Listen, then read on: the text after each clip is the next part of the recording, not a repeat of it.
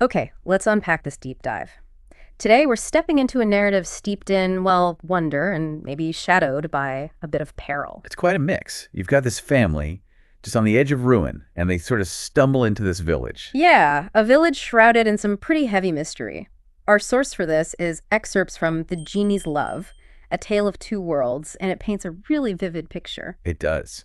And our mission today, as I see it, is more than just retelling the story. Right, it's about figuring out how this act of childlike innocence happening in a place just soaked in fear for centuries could actually unravel an ancient enchantment. And asking that bigger question, can real prosperity actually come from ignoring these deep, ingrained superstitions? Exactly, and what are the costs, the rewards when these, well, different worlds try to connect, all for love? Should be some unexpected insights here. What's really insightful, I think, is how the story uses the very real struggle of poverty. It highlights something universal, doesn't it? How immediate fears often just push aside the older, maybe more abstract ones. Precisely. It puts us right there, where desperation makes the characters ignore these supernatural warnings that, everyone else is clinging to. Okay, so the Famian family, they're facing destitution, basically. And they find refuge in Mirpur village, which is completely abandoned. And the centerpiece is this massive, centuries-old banyan tree. Infamous. Stories of people disappearing. You can almost feel it, right? The source describes this thick air of unspoken fear, especially at dusk. Houses empty, silent. And that banyan tree is critical. In so many cultures, it's this powerful symbol, age, knowledge, spirits. And here, it's the anchor for the whole Jinnat story. Right. The source mentions a renowned scholar who supposedly imprisoned a family of Jinnat, these supernatural beings, sometimes good, sometimes not so good, right inside that tree. Which explains why the locals steer clear. Their fear, even if it's based on old tales, feels incredibly real to them. It does. And what's striking then is Fahim's attitude. He's so pragmatic. Despite the creepy silence and the jinn whispers. Yeah. His immediate worries are, poverty, hunger, not local legends. He just needs to provide for his family. Which leads him to settle in an empty house right next to the scary tree. It really forces you to think about the psychology there. Mm-hmm. When you're desperate, how do you rank threats? The known versus the unknown. Exactly. For Fahim, the pain of poverty he knows seems worse than the potential terror of some legend he doesn't. It's a fascinating contrast to the villagers' collective fear. And then the story just pivots. The very next morning, it's Hina, the youngest daughter, the innocent one. What happens? She sees a swing hanging from that huge banyan tree, and it's swaying, like mysteriously, as if it's calling her. Oh, okay. And she loves swings, right? Absolutely adored them. And this one's just there, free. So she doesn't hesitate, runs out, sits on it. That action by Hina, it really highlights the power of innocence, doesn't it? She has no idea about the enchantment, the danger. None at all. Her simple act of swinging, just enjoying herself. The story says that's what unknowingly breaks the spell. It's a classic idea, purity bypassing complex magic. You almost wonder if not knowing was the actual key. Then she hears this soft voice calling her name from the tree, asks her to come closer. Okay, getting interesting. And when she does, the voice makes her an offer, says, this swing is mine, but if you untie the amulet on the tree, I'll give it to you forever.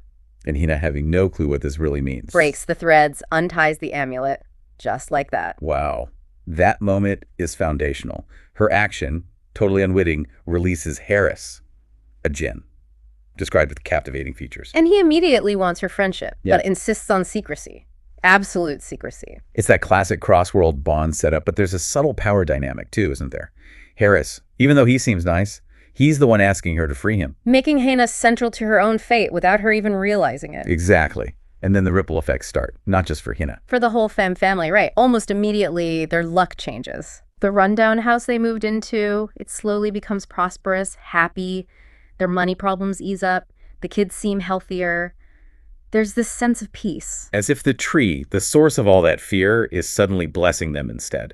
It seems like it. The story clearly implies a direct link between Harris being there and the family's good fortune. Which challenges that initial idea of Janet being purely evil. Harris, as Hina's friend, is benevolent. He brings blessings. And this keeps the villagers away, too. They're still scared of the tree, probably wondering why the Fams are doing okay, why they aren't cursed. It suggests how fear can kind of blind a whole community, Yeah. They can't see the positive thing unfolding right there. Meanwhile, Hina and Harris's secret friendship just gets deeper. He visits her every day. What do they do? He takes her on walks through beautiful parts of the village, tells her stories by the river, magically gives her her favorite sweets, fruits, And she keeps her promise. Doesn't tell anyone. never tells a soul. Years pass, their bond strengthens. Hina grows up, becomes this brilliant, beautiful student, doing great in college. Yeah. This development is really key, I think. It shows how their relationship changes. Starts as this childhood friendship, but it evolves into something much deeper. Hinting at love, maybe? Definitely hinting at love. It crosses those huge boundaries. Human, Jinn, showing how shared time, mutual respect, it can bridge those gaps even in secret. But like in all these kinds of stories, the peace doesn't hold. One day, Hina's on the swing, waiting for Harris. Uh-oh. And this strange, really intense fragrance fills the air, the swing starts rocking like crazy, and then this terrifying Jinn appears. Red eyes, weird smile. Not Harris. Definitely not Harris. Hina's terrified, asks who he is, and he says he's Haroon, Harris's brother. His brother. Okay, that complicates things. He says Harris praised her, asks if she'll be his friend too, but Hina's just disgusted, refuses, and runs home. So, boom, there's the antagonist. Yeah. Direct conflict. And Haroon's nature mischievous, like scaring people, it creates immediate tension. And it gives us the backstory for why the Jinnat were trapped in the first place. All right. Exactly. Haroon used to make villagers disappear. That's why the clan chief locked them all up in the tree. Haroon must have been released from his own separate prison somehow. This is a new, very personal danger for Hina. Harris confirms it later, says Haroon is just mischievous. Not all Jinn are the same, he explains. Some good, some bad. And he's worried Haroon will hurt Hina. Terribly worried. Warns her about how unpredictable he is, and sure enough, Haroon starts messing with her life immediately. Like how? Shaking the swing when she's near, making creepy noises, stalking her like a shadow, constantly trying to drive a wedge between her and Harris. Trying to charm her, too. Relentlessly. But Hina's having none of it. Wants nothing to do with him. The contrast between the brothers is so stark here. Harris is protection, kindness. Haroon is just malice and jealousy. A classic good versus evil, but set within the specific Jinnat world. Yeah, and it shows how even within one family, you can have such different intentions, and one person's actions can affect everyone. The tension just keeps building until Haroon confronts Hina again. He's furious. Demands to know why she hates him, but is friends with Harris. They're both Jinn, after all. And Hina tells him the truth. She does. Says Harris has always been kind, respectful. Haroon just enjoys hurting people. This makes Haroon even angrier. And then Harris shows up? Right on cue. Tells Haroon to leave her alone. Haroon shoves Harris and bam, a huge, dangerous fight breaks out between the brothers, right there by the swing. That's a pivotal moment. It really shows how committed Harris is to Hina, willing to fight his own brother. It reveals this fundamental split in the Jinnat family. For Harris, at least, personal connection, morality, it outweighs family ties. And it definitely sets the stage for something bigger. And this conflict can't stay contained. Then a real crisis hits. One day, Harris goes to meet Hina. She's gone. Gone. Just vanished. Vanished. Her parents are frantic, searched everywhere. Harris immediately suspects Haroon. Makes sense. He rushes to Jannati, that's the Jannat's home base, confronts Haroon, who actually admits he took Hina and refuses to give her back. So what does Harris do? He takes it to the top, to the Sardar Jinn, the chief, the one who handles justice in their world. Ah, the intervention of the Sardar Jinn. That's significant. It shows there are rules, consequences, even for Jinn. Interfering with humans like that is a big deal. A very big deal. Severely punished. And Haroon is imprisoned again. Hina is rescued, but she's shaken, weak. It shows that even these powerful beings aren't above some kind of higher authority. Definitely. There's a moral code at play. So after Hina is rescued, Harris finally reveals himself to her parents, explains he helped her. How do they react? They're overjoyed, so grateful. But Harris knows Haroon won't stay locked up forever. He's consumed by this constant worry about protecting Hina. The threat is always there. Always. Then one night, Hina just declares that it's enough. We can't live like this. I want to be with you forever. That's only possible if you marry me. Wow. Hina proposes, essentially. That's a huge turning point, moving from friendship to this ultimate commitment. Her saying it out loud really pushes things forward, leads to Harris's big decision. It raises that question of agency again, doesn't it? Who's really driving this whole cross-world integration? Hina seems pretty central here. And Harris. He's overwhelmed with emotion, but he agrees. Ready to sacrifice everything. Everything, including his powers. Yes. Even his Jinn powers. To be with Hina as an ordinary human, he goes to her parents, who like him right away. They agree to the marriage. And then he goes to his own clan. Formally renounces all his powers.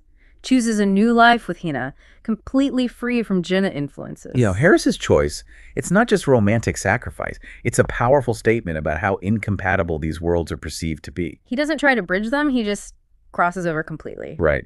Suggesting that for some bonds, real peace means giving up your inherent identity. It makes you think, does love conquers all mean emerging, or does it sometimes mean completely transforming yourself? So their wedding day comes. It's joyful, happy, but Harris still has that one deep fear. Haroon. Still lingering. Yeah.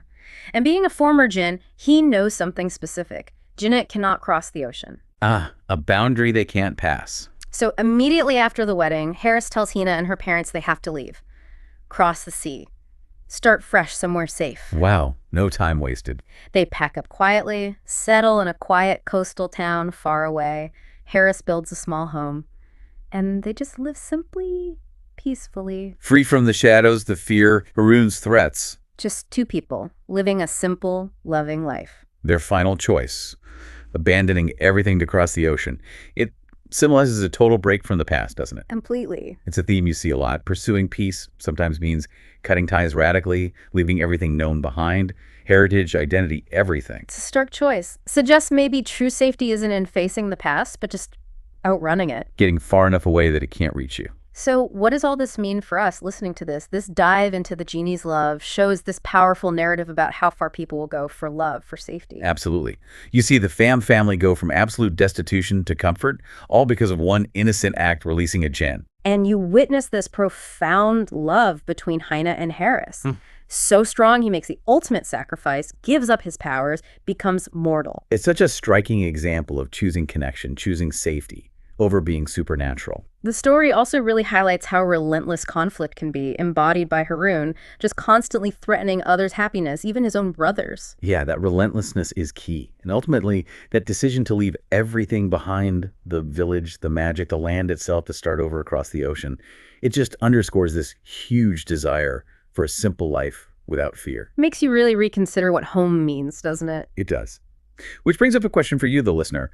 When you're faced with these really deep-seated fears, these past conflicts, is true peace found in facing them head on? Or is it sometimes found in just leaving it all behind, forging a completely new reality? Yeah. Can love truly conquer everything, even the essence of who you are, the boundaries between worlds?